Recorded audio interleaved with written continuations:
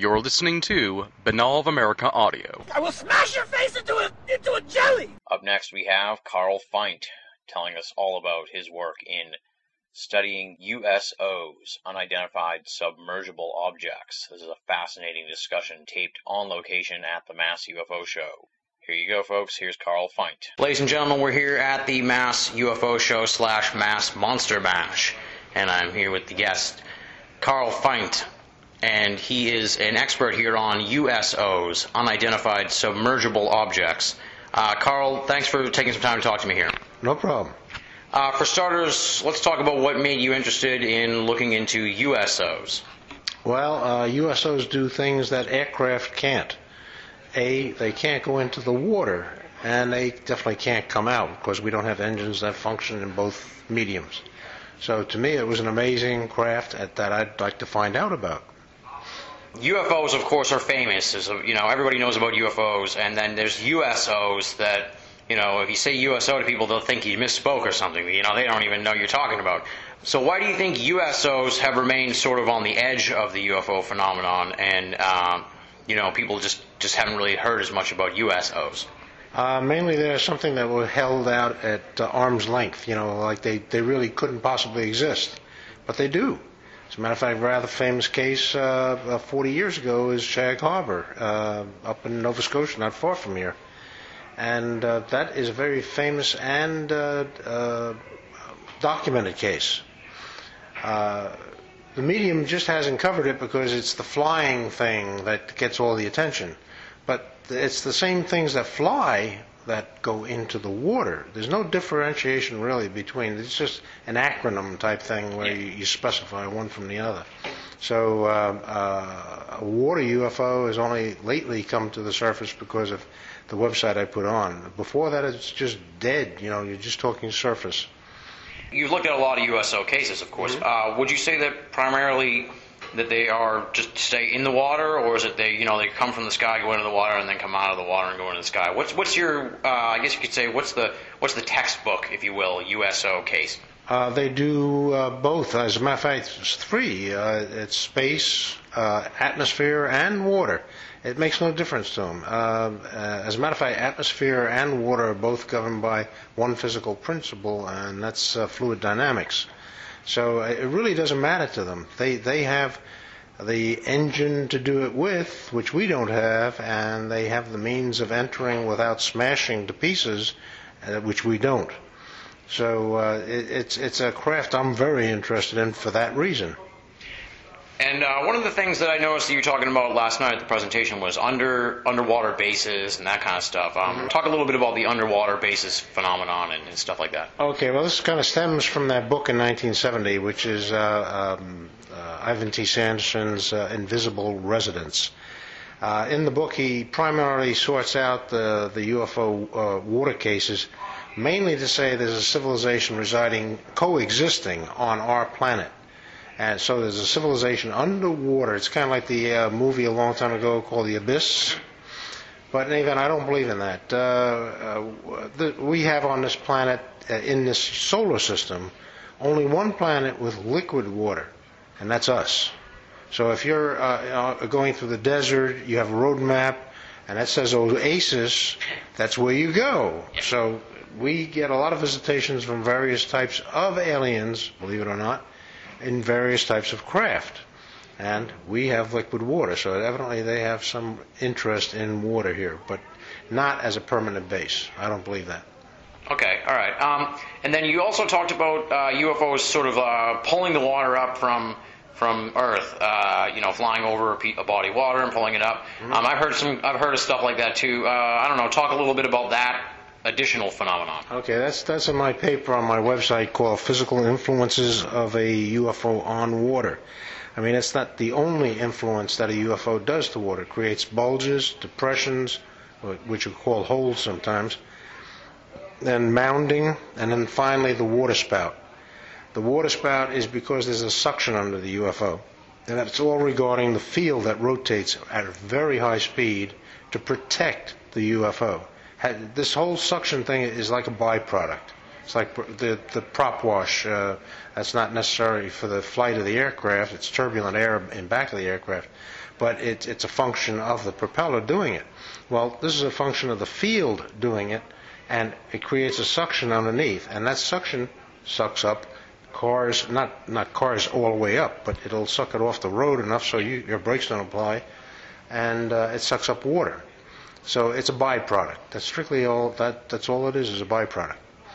So it's not a situation like where they're taking the water to use or anything like that? They do use water, but they come along, they ask for a bucket of water, a cup of water, they have hoses, pipes, and they suck it in that way. So it kind of emphasizes the fact that if they have an alternate means, why bother sucking it up, you know? That's a byproduct, like I say. If they're taking water into the craft, they're doing it with a purpose. And that's what they're doing with the buckets, the tubes, and hoses and so forth. They're sucking that into the craft. But this other suction that's below the UFO, like I say, it's a byproduct. They don't need to suck it that way. And it's not going into the craft. It's just becoming more molecular as you go up and just bouncing at the bottom of the craft. It gives the impression that they're sucking up water. And what is this? Now you're saying they ask for water, and you shared some interesting stories about that last night. Talk a little bit about that, because these are stuff that I've never heard of before. Okay, well, in most cases they don't ask. They usually, if there's no one around, they'll just take it, you know. Yeah. But by the same token, if there's somebody there at a place where they want to get the water from for some reason or other, they will ask, you know, politely if they can get the water, you know, from that place.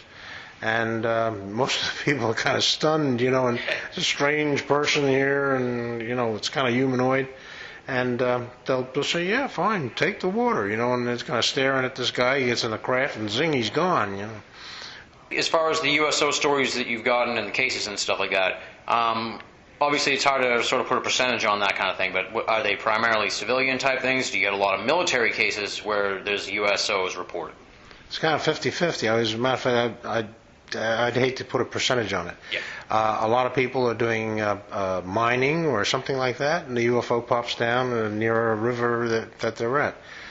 Military, it's usually a ship at sea, of course, and next thing you know, they're circling the ship. Not necessarily doing anything with the ship. There have been, you know, where the electronic system on the ship is knocked out while the UFO is in its vicinity. The minute the UFO leaves, then everything pops back to normal again.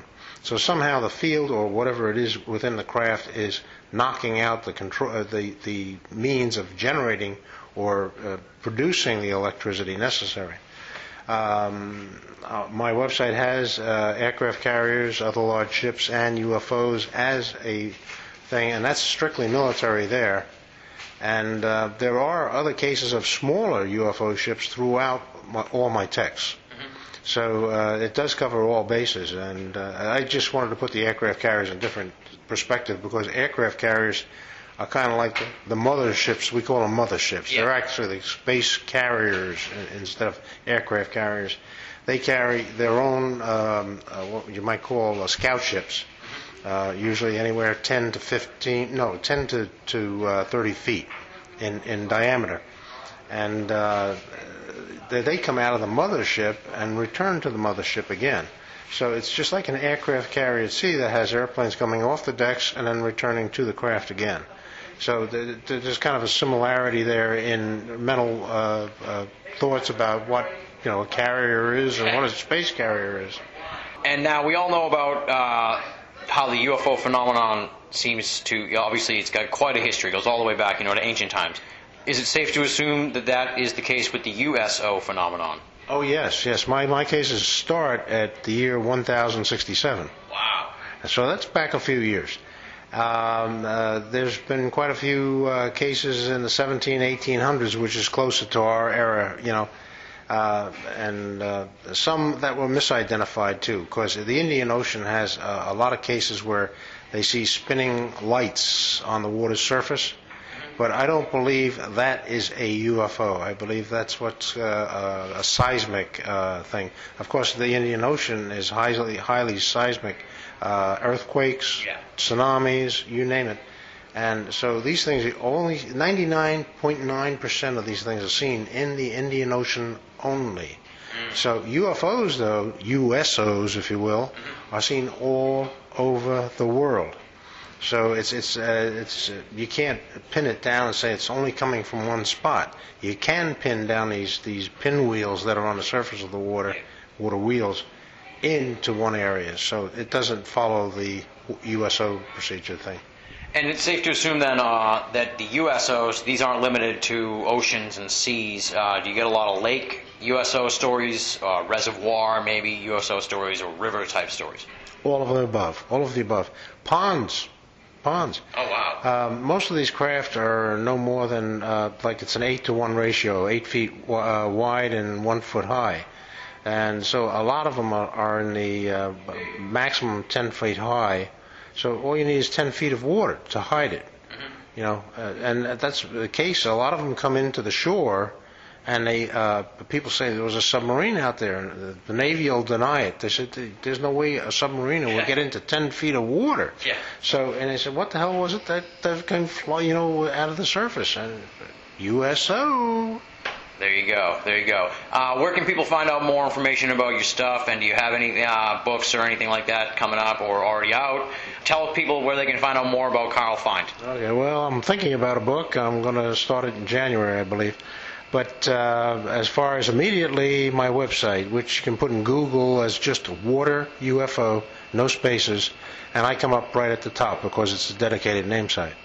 And from there, all you got to do is scroll down once you've entered the website, and it has either cases right at the top, list of sightings, or you can go down further, and there's a 2-column thing with very specific areas about UFOs.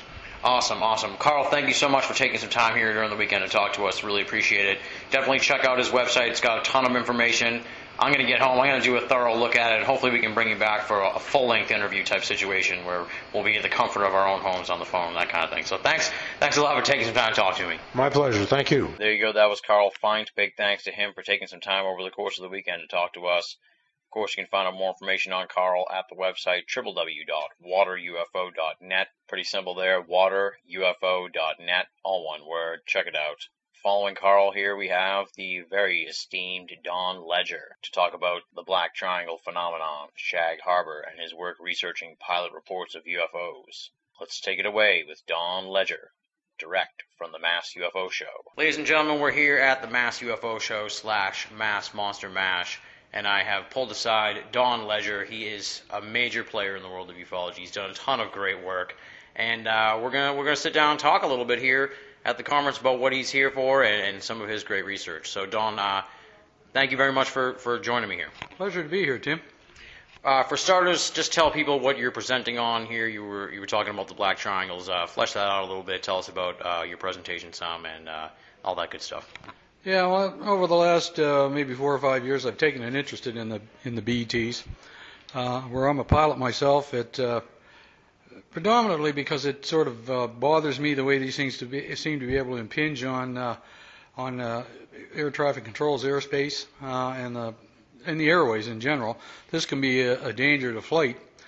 So I started looking into particularly the larger reports because they're kind of hard to misinterpret.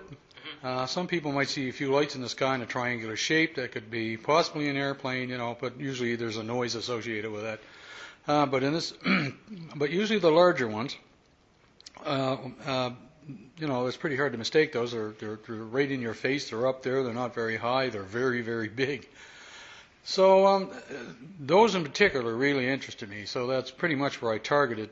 Those are the ones I targeted pretty much most of the time. Talk a little bit about the sort of debate within the UFO world and outside the UFO world over the Black Triangles, UFO craft versus government secret project. Where do you fall on that, and what have you come to understand based on your research? This is for that issue. Regarding that issue, I can't buy into the government military or the military or government manufactured monstrous triangle. I've done a lot of research in this area. I also have a lot of aviation material that comes into me as a pilot. I'm also a writer in aviation, have been for some years now. And so I know pretty much what the government is doing, and particularly in the United States, and that's what we're talking about. I might be a Canadian, but I predominantly research in the American side. We know the Soviet Union isn't a player anymore in this regard. They just don't have the money. And nobody in the European market, the Chinese aren't that far along yet, so that really just leaves the United States. So I know it's been suggested many times, and this same explanation has been popping up ever since 1947 after Ken Arnold. It's some kind of a secret military aircraft being developed by the government. The thing is they never ever come to fruition. Those secret military aircraft of 60 years ago, we should know about them by now. Why would the American government and the Air Force be spending billions and billions of dollars developing new weapons if they already have something that's so great that nobody can touch it? And that, as far as I'm concerned, that applies as well to the big black triangles. These things, whatever's keeping them in the sky, I don't know. Monstrous. They're quite often reported as being the size of a football field or 2 football fields. One I talked about last night in my presentation was estimated at about 3,600 feet on one side. So that's a monster. In his book, Tim Good refers to an object sighted by Lancaster pilots during the Second World War, of which they estimated to be over a mile long. When they saw it in the sky, they didn't even try to fire on it. It was at night.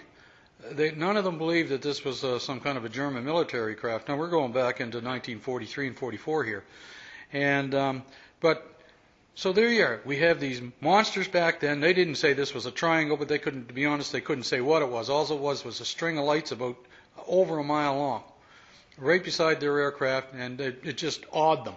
They didn't try to shoot at it. There's more to that story in his book, but. So that carries on through today. We get these large monstrous triangles right up through into the Hudson Valley sightings. Here we have some kind of huge craft over modern suburbia, over neighborhoods, 50 to 500 feet in altitude above the ground, in one of the biggest track-ons in the world, the New York track-on, the New York Terminal Radar Control Area, and tracking radar control area, and which is highly illegal. Yeah. You're just not allowed to fly in an area like this without being in contact with tower or air traffic control.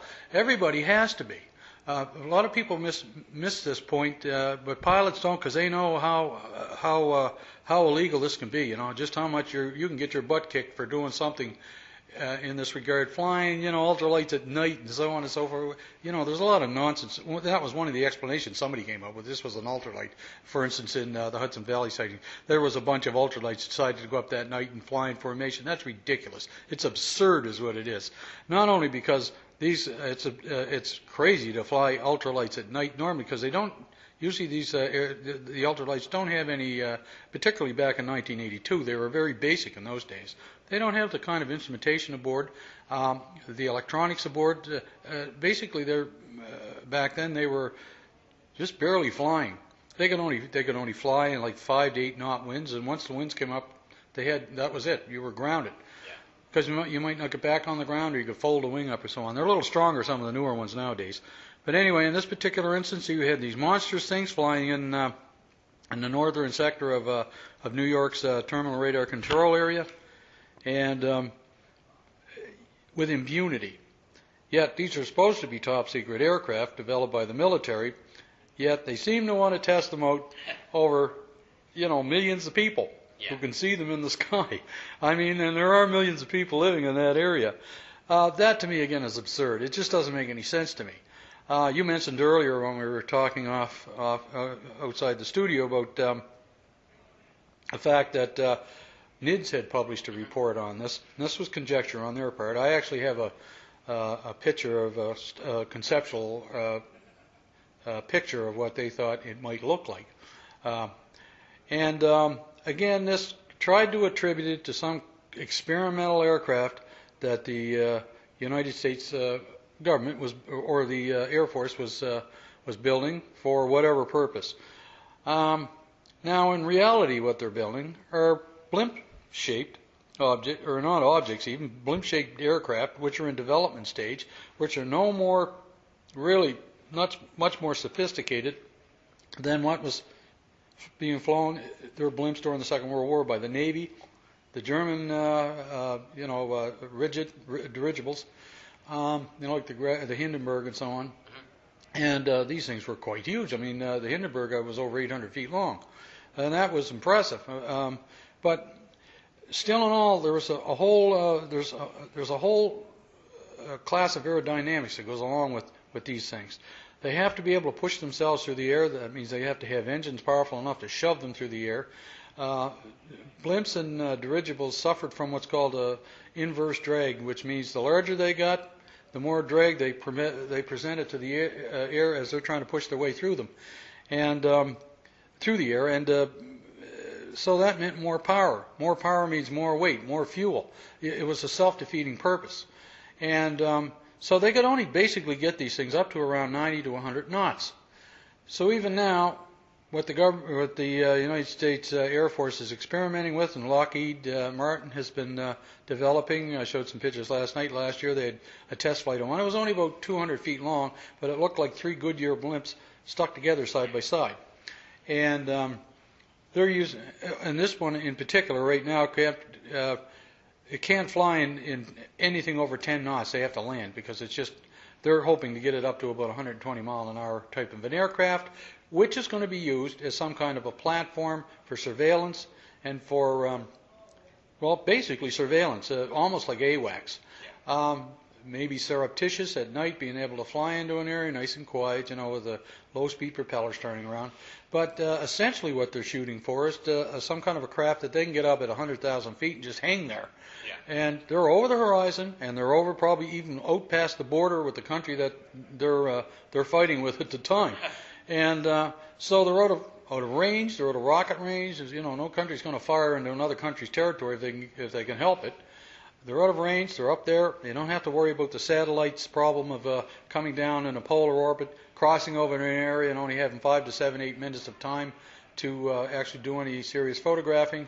And then before their elevation and angle gets as such that they can't get good video anymore. So these things can stay in the same place for months. This is what they hope to do. They haven't got this yet. But they're working on it. But here now they're spending millions and millions of dollars just to accomplish this fact. So they're trying to develop these things, for maybe operations, at 60, 80, 100,000 feet.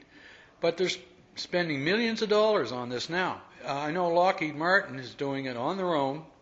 They don't have a contract from the government, but they're getting started now. And have spent all of this money just in developmental research. And my question is, if they're going to do that, why reinvent the wheel if they already have aircraft that are capable of doing that now, and way better than what these craft are capable of doing that they're developing right now, which are basically still blimps or balloons, really. So it just seems to me that it doesn't make any sense to me that the U.S. government or the Air Force would put out all of this funding, millions and millions of dollars, and the one I was telling you about that should hover at around 100,000 feet, they're prepared to invest $800 million in this thing. Oh, wow. And that's a lot of money to invest in something, if you already have something that's much better than that, much technically superior, and you all have it already. What's the point of hiding these things if they're not going to use them, NIDS made a good stab at it by bringing up certain type of engines that can be used now, but they didn't really get much into the structure of these things, and they were talking about a smaller aircraft than people are normally reported. Part of my talk last night was an incident in Cow Bay. I just mentioned that earlier about being 3,600 feet on a side. Yeah. Now we're talking about 3,600 feet on a side, but how thick through would something like that have to be to maintain its structure?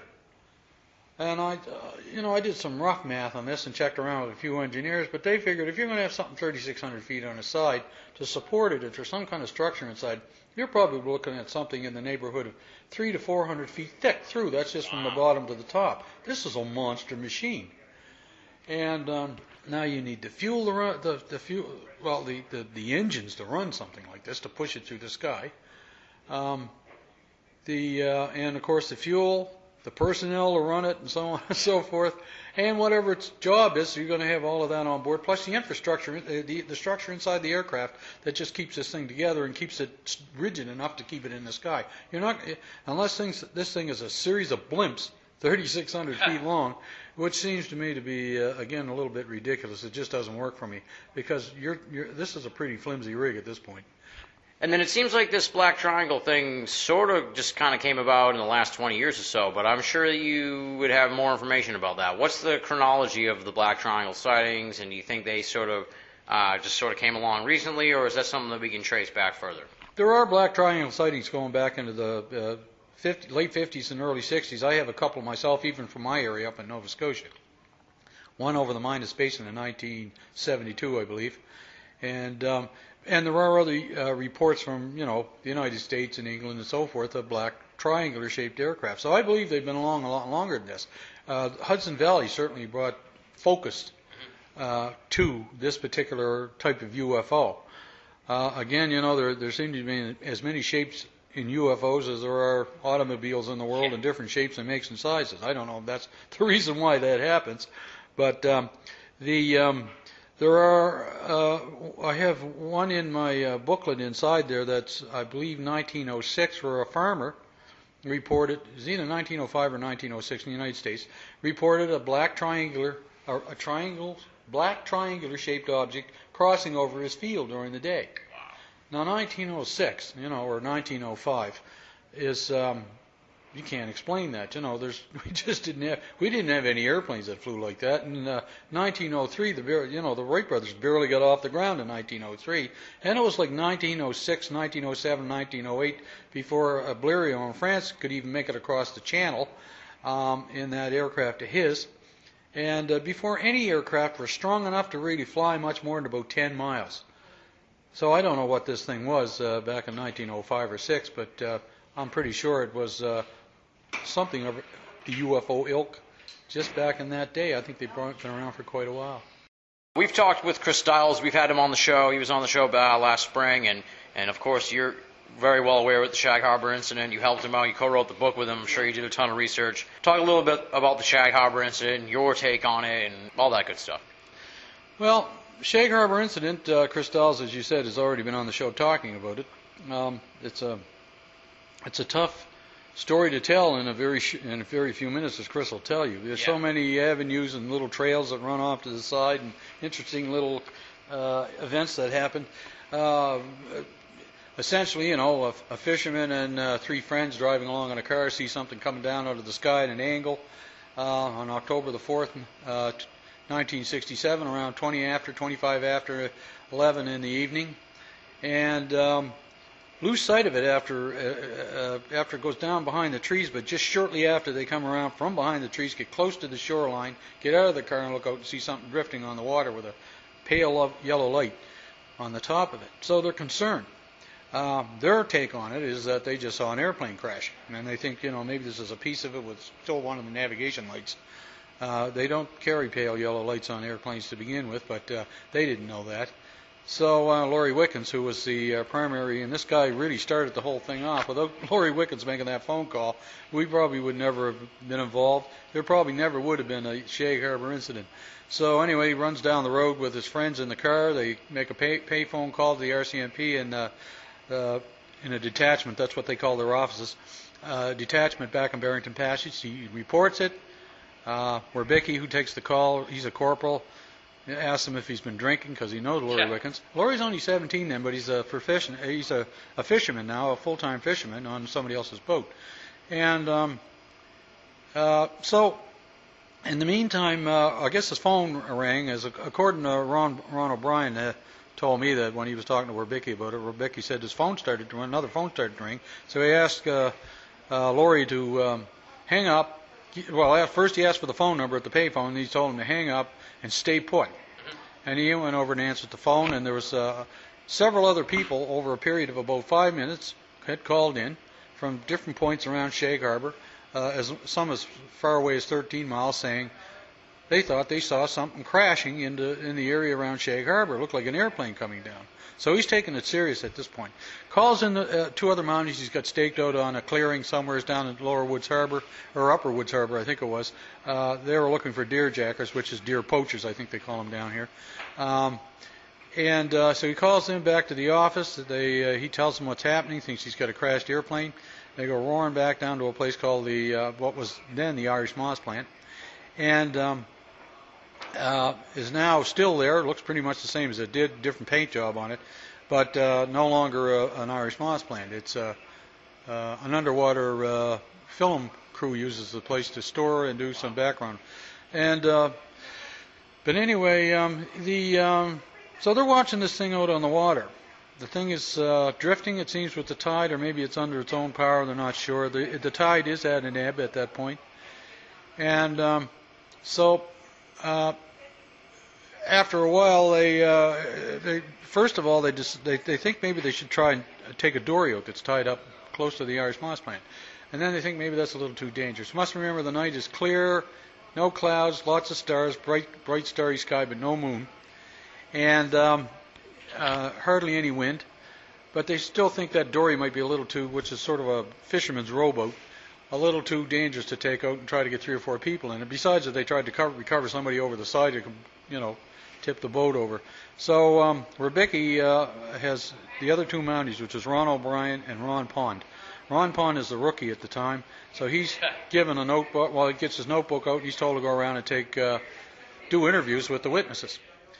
He tells Ron O'Brien, the other Mountie there, to go find a house, wake people up if he has to, make a phone call into the Rescue Coordination Center in Halifax. Don't forget, it's 67. They don't have the communication systems we have nowadays. Yeah. In the meantime, Rebicki himself goes to another house, wakes up some people there, gets used to their phone, calls a couple of local fishermen he knows, which is Lawrence Smith and Bradford Shand, asks them if they would take their boat out to go out on the Sound with some searchers because they think they have a downed aircraft. This whole thing takes place. Yeah. Before they actually leave, they lose sight of the pale yellow light in the water. They think it might have sunk. So it's getting even more urgent as we go. Make a long story short, they get into these fishing boats, quite a few of them actually. So they start steaming across this channel. It's the Sound, they call it, which is about maybe 2 miles wide at one point. Narrows down a bit to about maybe 1.75 miles, 1.5 miles, and about 5 miles long, which is bordered by Otter Island and the shoreline. So they steam across this, heading for what's called the budget light, and it's a buoy, and they uses that as a line. Lawrence Smith told me this. He said, I just sort of bore down in the budget light, so that I was going across. If anything was along there, maybe I'd find it. Use it as a navigation point because it's nighttime. So anyway, rather than seeing any bodies in the water, the first thing they run across is this big swath on the water, which looks like foam. Now, all the fishermen have testified to this fact that this wasn't sea foam. They all know what sea foam looks like. They were fishermen, after all, seen it all their lives. They equated it more with sort of like a thick shaving cream, maybe 3 to 4 inches thick, with sprinkly yellow glistening speckles all over the top of it. And it had some of them thought they smelled an odor of sulfur. There was some bubbling in the water, perhaps, and maybe this stuff coming up out of the water. They assumed they figured it to be at least 80 feet wide, because the boats in the day were about 40 feet long, and it would take 2 boat lengths to get through it. And they estimated it about 1/2 mile long. They're thinking at the time, I don't remember when I interviewed Lawrence Smith, he said, well, I thought at the time maybe this was some kind of byproduct of the aircraft. Maybe jet fuel mixing with seawater would cause this, some kind of foam. He'd heard about foaming and so on, mixing that up with foaming down runways, when a jet's crashing, or foaming the aircraft itself down to prevent fire. But anyway, so they didn't know what it was. They weren't fussy about sailing into it, but they didn't have much choice, so they were looking for survivors. Yeah.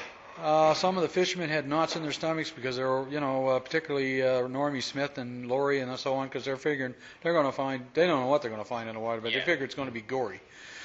And but they don't find anything. They don't find any bodies floating, parts of bodies flowing, no survivors. Don't find any airplane or anything. And they're searching for an hour and a half. About probably an hour and 20 minutes into the search, the Coast Guard cutter shows up from Cape Sable Island, from Clark's Harbor, steams on over, has a message for Ron Pond aboard saying that RCC has responded, and they've been doing a search for that long at least since he called them, trying to find out if any aircraft were missing up and down the coast, and that includes the United States.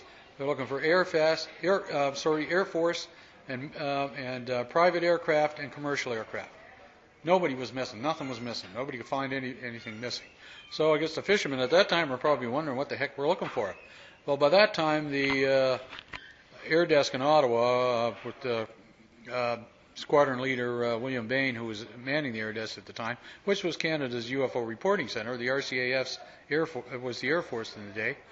And he didn't take very long, probably about 4 or 5 o'clock in the morning, before he'd already classed this thing as a UFO and underlined it 3 times on the documents, There's so much more. I don't want to take up too much more of your time. Now, you were saying before we started taping that your primary interest is UFO, I presume, pilot reports of UFOs, that kind of thing. Just talk a little bit about your research in that realm and how long you've been doing that and what you've found out and all that good stuff.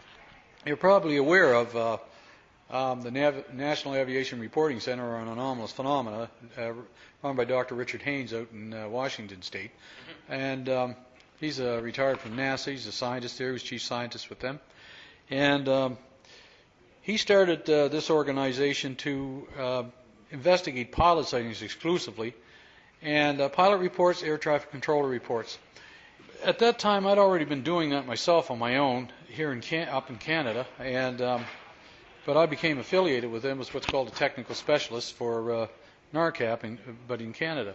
And I've been involved in a couple of papers, the O'Hare sighting and so on. I was involved in that latest report they had. But on my own, I'd been picking up the odd report over the years from pilots or, secondary reports, some that had been around for years. People would mail them to me, because they knew of my interest. Anyway, I've had several, maybe a dozen really interesting reports of my own, things that just can't be sloughed off as conventional sighting of other aircraft. I'm sure most cases pilots aren't going to do that anyway. Space junk, boosters, meteors, satellites, and so on and so forth. Some are pretty scary. And what really concerns pilots is when these things get in close proximity to them and they don't know what its intentions are. Because they're locked into an airway, particularly airlines. They're not allowed to deviate from it, not from altitude or course. And if they do, they have to answer for it to air traffic control, because they're going to know right off the bat when they do. And if they have to do it because of some object that's all of a sudden coming close to their airplane and making them very nervous, because again, they don't know what their intentions are, then they have to answer for it. And that can be turned into a bit of a conundrum for a pilot. A lot of pilots don't like to report these things, particularly airline pilots, because it might affect their careers. Yeah, that's what I want. Yeah, and there's the peer pressure, getting ridiculed by your buddies or just being ribbed about it. But, that underlying uncomfortable feeling that, they think you're a little bit weird, and they don't want that. And I'm sure military pilots don't want to do it, but I'm sure on the military side they might even have orders in these things. I know the service reports for years, which is airline reporting, was a direct result of the Cold War, but they were also looking for UFO reports as well. So you did report them, and nobody was going to laugh at you. But that's a long story, because there's a lot of detail to go into on service reportings and so on. But anyway, so that's one of my interests now, and I spend a lot of time on that. I guarantee pilots anonymity, assign it a case file study and just a number. If I talk about it, it's just a case file study and a number. And it pretty much stands that way now. Where can people find out more information on you? Got a website and stuff like that, and any of the books that people can pick up that you got and all that good stuff. Tell people where they can find out more information on and from Don Ledger. Okay. Well, I've written 3 books about UFOs, or 2 books about UFOs. One was Maritime UFO Files years ago. It's now out of print. And, of course, Dark Object with Chris Stiles. The middle book was Swiss Air Down, about the crash of Swiss Air Flight 111 off Nova Scotia. Nothing to do with UFOs. I write magazine articles for aviation and trade papers and so on. I also write other magazine articles, about UFOs for various magazines. But direct contact, they can contact me through my website at donledger.com. Now, if they go on there now, they'll find, they might be surprised to find there's a writer's workshop being advertised on the website. I haven't had a chance to take that down in the last 2 weeks since the workshop just got over about a week and a half ago. Oh, okay. And so if they go to at the very top of the page, they'll notice where I mentioned that I'm a pilot, and right after that there's a little blue, probably 10-point UAP in brackets, the letters UAP. If they click on that, that'll take you right through to my UFO stuff. And some of it's pretty old now. I'm in the process of changing that around because I've changed my web host. I couldn't do anything before because I had a small web host and like 5 megs of space, and you can't do much with 5 megs anymore. But anyway, that's where they can find me. They'll find my email address and everything on there. Awesome. Don, thank you so much. This has been a crazy one here. Thank you so much. Thanks so much, Tim. There you go. Big thanks to Don Ledger for taking quite a bit of time out of the weekend to talk to us at the conference. You can find more on Don Ledger at the website www.donledger.com, DONLEDGER.com. Check it out. Up next, wrapping up the on-site interviews, we're talking with former BOA audio guest Chris Stiles.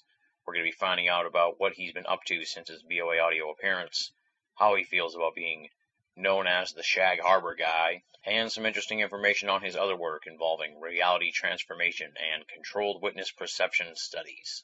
Without any further ado, here's Chris Stiles making his BOA audio return at the Mass UFO Show.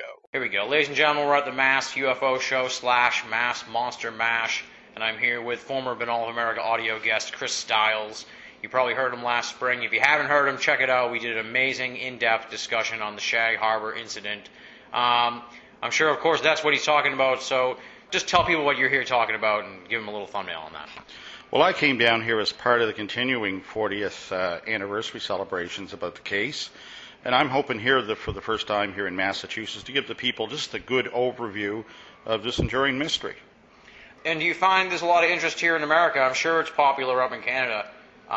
What's the take down here in America as far as the Shag Harbor incident? It's sort of shadowed, I guess, by the Roswell story, of course, but it seems like now it's starting to gain a little popularity as well.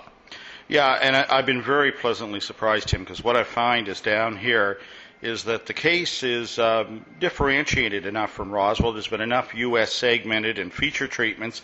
They seem to have grasped it, both in its similarities and mostly in its differences from Roswell. The other thing is people here seem to be sophisticated enough to realize that UFO phenomena is worldwide. They don't look at it from the borders. They want to know as much about this story as the next one. In some ways, even more so because it's new to them. Yeah, exactly. Now, I sort of presented this question to Stan Friedman before because he's pigeonholed as the Roswell guy. And, of course, you are all over the place presenting about Shag Harbor, and you're really sort of the authority on Shag Harbor. Just, I guess, describe that role, and if you find it, I'm sure you don't find it burdensome because I know that it was your own personal love and interest in the case that sort of drove your own research.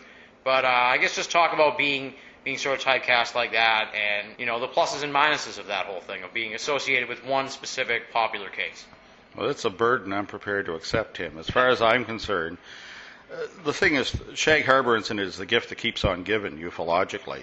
It's still an active, ongoing investigation. The heady early days of gobs of documents coming, fresh witnesses, but it still happens. I recently found 2 new witnesses that were on the Coast Guard boat.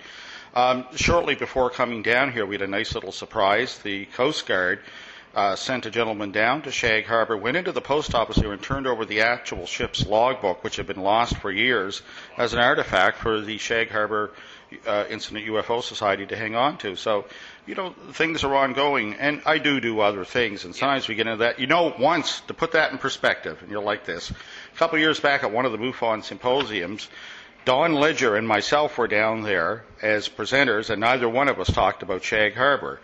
Don talked about black triangles, and I presented on reality transformation. So there's life after Shag.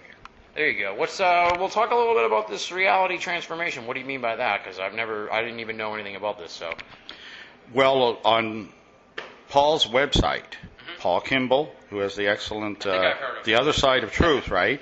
you should look at the work in the section he's got on what I did on the Lower Sackville case in Nova Scotia, and it's typical of the kind of reality transformation cases I seek out. And this is in the sense of Jacques Vallée's work on that kind of thing. And I define reality transformation simply as cases that exhibit controlled witness perception. Controlled witness perception. Flesh that out a little bit. What do you mean by that? Typically, you would have the kind of scenario where two people stand in the same spot and observe the same UFO event and have entirely different interpretations of what just happened. And there's no physical, logical explanation for it. I consider this a marker of reality transformation, and in fact, a proof that there is such a thing as RT. And what do you make of that sort of thing when you have two people and they see something and they have different interpretations of it? Well, what's your interpretation as the outsider looking at that situation? Now, I understand reality transformation, but I'm trying to wrap my head around it. What do you make of that? That whatever they're seeing is interacting with them specifically and shaping what they see, or what? Educate me a little.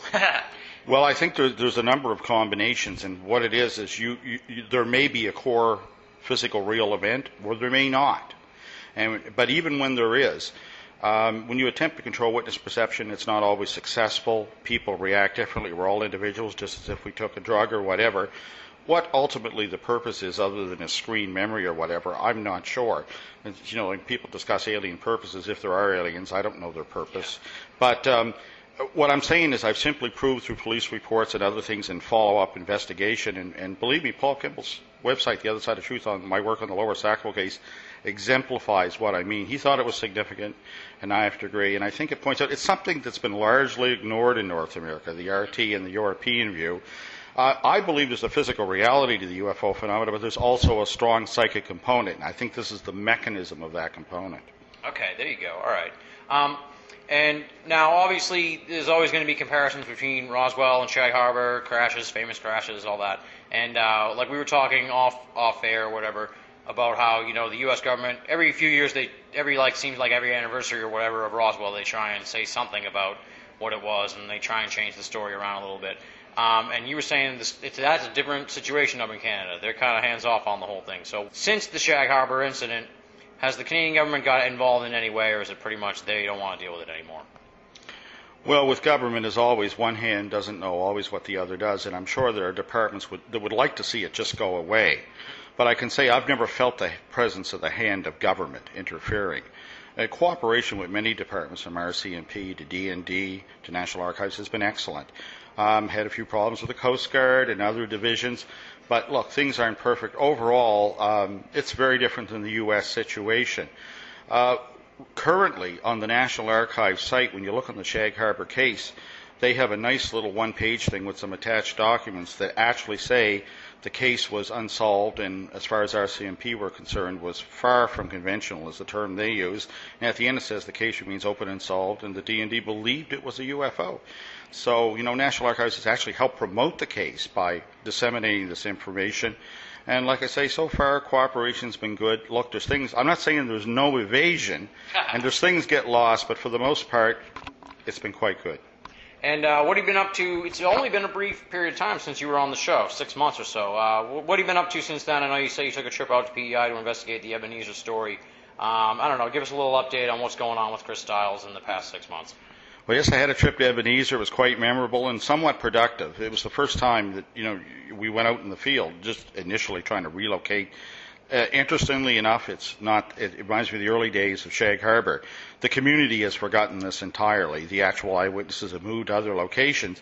So it was very hard to track down the site, but we did that. I was with fellow UFO researcher from Ontario, David Savet, and it gave us a chance. It was actually just an excuse for us to meet, but as usual, when I started digging, we hit pay dirt, and I hope in the future to be able to update you and give you something quite hot. Up to date, see, the only thing ever published on Ebenezer is in the book of Chris Rakowski, the Canadian UFO Report, which has a good overall treatment, but it's time to get beneath the surface of that one. I think in time, I'm not sure it's going to have the depth of Shag Harbor, but hopefully it's going to yield something more about the case and perhaps a little something about the phenomena. That's what I really look for. And you've talked to people who had sightings or whatever with the Ebenezer thing. Have you come up with much in the way of like documentation from the government and that kind of thing? I know you had a huge, massive documents for Shag Harbor. What's the situation as far as documents go with the Ebenezer story? Well, we have a few already. We have certainly some from the Rescue Coordination Center that were preserved in National Archives. We're currently looking for the RCMP reports because they were involved that night. RCC documents mention that at least a dozen local residents called the nearby detachment in Charlottetown, and the two minis were on the scene, and the one was a witness to it before it disappeared in the trees. So we're hoping to recover those reports. They're currently not currently, they're sort of lost in National Archives, but I'm good at helping them find things. If necessary down the road, I have a planned trip, hopefully next summer or the year after, to look for that and a dozen other things we're having trouble locating. Awesome.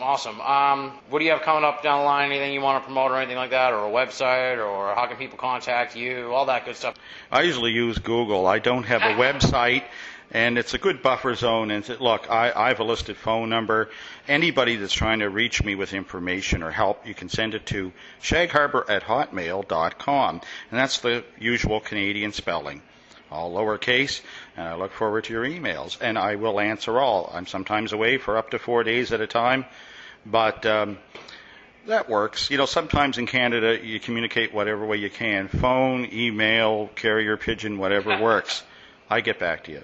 All right, awesome. Chris, thank you so much, not only for taking some time here with me today, but also for doing the great interview last spring. If you haven't heard the interview with Chris Stiles at binnallofamerica.com, definitely check it out. We go through Shag Harbor from top to bottom. It's an intense interview, and it's in-depth and thorough and awesome. And that's all thanks to Chris. I just ask the questions. He's the one that provides the information. So, Chris, thanks for taking the time here this weekend to talk to me. Thanks, Tim, and I do thank you for your interest. Honestly, it's important. Sometimes that's all we got to go on is that people do appreciate the work. Thank you. That does it for the BOA Audio Mass UFO Show / Mass Monster Mash special. Hopefully you enjoyed the theme episode.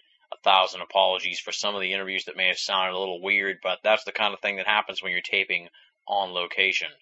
I want to give big, huge thanks to the following folks: Lauren Coleman, Chris Balzano, Don Keating, Carl Feint, Don Ledger, and Chris Stiles. I also want to give big, super huge thanks to the Mass UFO Show / Mass Monster Mash organizer, John Horrigan. John welcomed me to the conference with open arms and pretty much gave me the run of the place. Got to do whatever I wanted, hung around in the green room, hung around backstage, and hobnobbed with the speakers.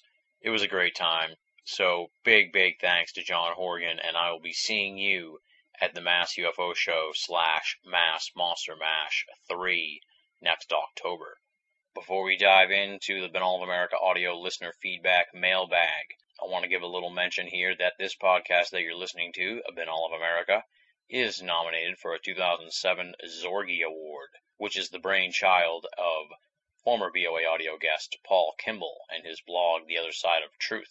Right now we're doing pretty well in the polling, but we could always use more votes. So if you're listening to this and you are a BOA audio enthusiast and you want to help us repeat as top paranormal podcast in the Zorgie Awards, go to binnallofamerica.com. You'll see a plethora of Zorgie links. Check those out. Click on the links. Top podcast is the first award listed. Click on Binnall of America. Vote for us. Help us stay on top of the 2007 Zorgie Awards. It would be hugely appreciated. Let's show the online esoteric world what the BOA Nation can do. Moving right along, it's time for the return of BOA Audio listener feedback. And the big return email comes from James in Washington. Here's what James has to say. Tim, firstly, congratulations on a great start to Season 3. Jim Mars always has something interesting to say, and Karen Dolan is truly a breath of fresh air. I feel optimistic about where ufology is going, with people like the Dolans, Mac Tonys, Nick Redfern, and yourself. I think we're going to be in pretty good shape.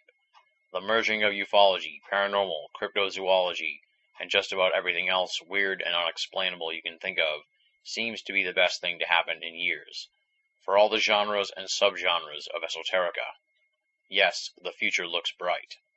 Onward to the real issue. Tim, bring back the yeah-yeahs. I miss 'em. We all do. I believe I understand your reasoning. Perhaps a few bad letters. Perhaps a need to appear more professional, etc. But the yeah-yeahs have become, well, almost a trademark, emblematic of a new generation's dizzying enthusiasm for the topics at hand. please kindly consider this request as purely constructive, and to just give it some thought. Keep up the good work. Sincerely, James, in Washington. There you go. Thank you for writing in, James. Congratulations on being the debut letter for this season's BOA Audio listener feedback. It wouldn't be BOA Audio listener feedback if we didn't bring up the classic debate from Season 2, and that is, of course, the yeah-yeahs. Last season, someone wrote in telling me to stop saying yeah when the guest was talking. I responded, of course, to explain why that sort of thing happens, and did my best to remove some of the yeahs in future interviews until I got this email here from James regarding the yeah-yeahs. As such, I've gone out of my way to include a few yeahs here and there in the interviews that are coming up, and a few mms, and also, of course, my trademark wow. Those will all be in future interviews, so don't worry, the yeahs and the wows aren't going anywhere. They're still going to be a part of the program. Although I will say that I've noticed that I've cut back on saying yeah in general during the interviews, so there's nothing really to remove from the interviews because I just don't say it as much anymore. But maybe this letter will spur me on to bring back the yeahs. I can't think of a better way to kick off BOA Audio listener feedback than the big yeah debate. Thank you, James, for the kudos and props on the beginning of Season 3. Stick around. It's only going to get better from here on out. We've got some tremendous interviews already taped that will be coming to your ears and computers in the not-too-distant future. If you want to be a part of BOA Audio listener feedback, go to binnallofamerica.com, click the contact button on the left-hand side of the screen. That'll bring you to the BOA contact page. Or, even easier, just send your emails to boaaudio@hotmail.com, boaaudio@hotmail.com. Either one of those methods puts your correspondence on the road to BOA Audio listener feedback. Up next, it is the credits portion of the program. Big thanks to the fantastic BinnallofAmerica.com staff. Leslie, Chiron, R. Lee, Joe V., and Tina Senna for your help and support with the audio series and the website. Tons of stuff going on over at BOA this past week. Both R. Lee and Leslie had takes on this growing disclosure movement in the past couple weeks in the world of ufology. Leslie had some in-depth coverage of the CNN Larry King episode that covered the UFO witnesses, and Regan had her take on all of the crazy events in the last couple weeks with regards to UFO disclosure, press conferences, and media coverage. Later on in the week, Chiron covered the 9/11 Truth movement and what seems to have become the latest trend in that movement, and that is the public disruption methodology that seems to have swept the 9/11 Truth movement. Chiron has his take on what that's all about and what it might mean long-term for the 9/11 Truth movement. So as you can see, there is top-notch reading material, opinion columns, and coverage of the world of esoterica at large via the fantastic BOA writing staff. Leslie, Chiron, R. Lee, Joe V., and Tina Senna. As we say week in and week out here on the program, if you're only listening to BOA Audio and you're not reading the columns at the website, you're only getting half the story. If you are a long-time BOA Audio listener or an appreciative newcomer and you want to help support the audio series and the website, there's a way you can do that. You go to binnallofamerica.com, click the PayPal button, and you make a donation. No donation is too small, and all donations go towards keeping the website and the podcast up and running, freely available, and ad-free for all of our great listeners the world over. Now, we've been teasing all new merchandise from binnallofamerica.com. The BOA line, I am happy to report, will be unveiled at BOA this coming Friday, the Friday after Thanksgiving, known by those in the know as Black Friday. We have put a ton of effort into these designs. I will discuss them more in depth next week after they've been unveiled, but suffice it to say, I feel that they capture the message of the BOA Audio listeners, what they want to convey to people out there in the real world. It's not standard BOA merchandise. It's not just straight binnallofamerica.com stuff.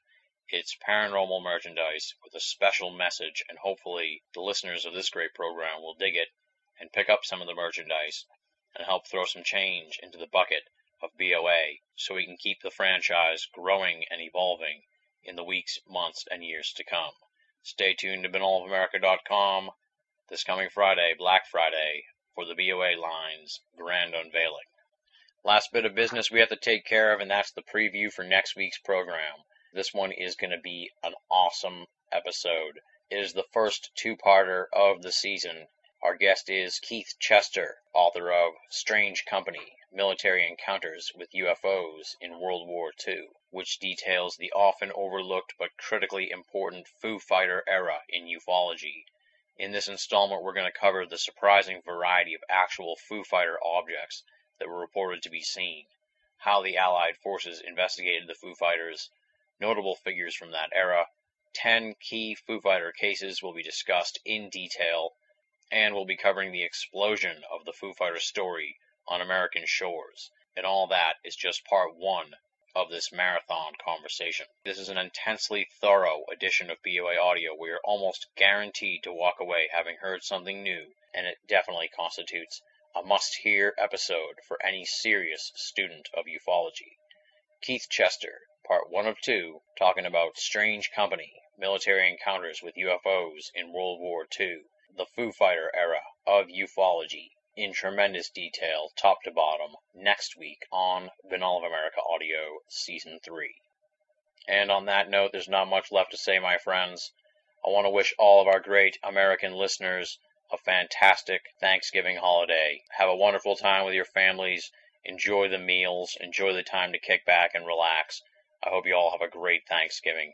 We'll be back next week with more underground, esoteric audio, as only BOA can provide. Until then, this is Tim Binnall, thanking you for listening and signing off.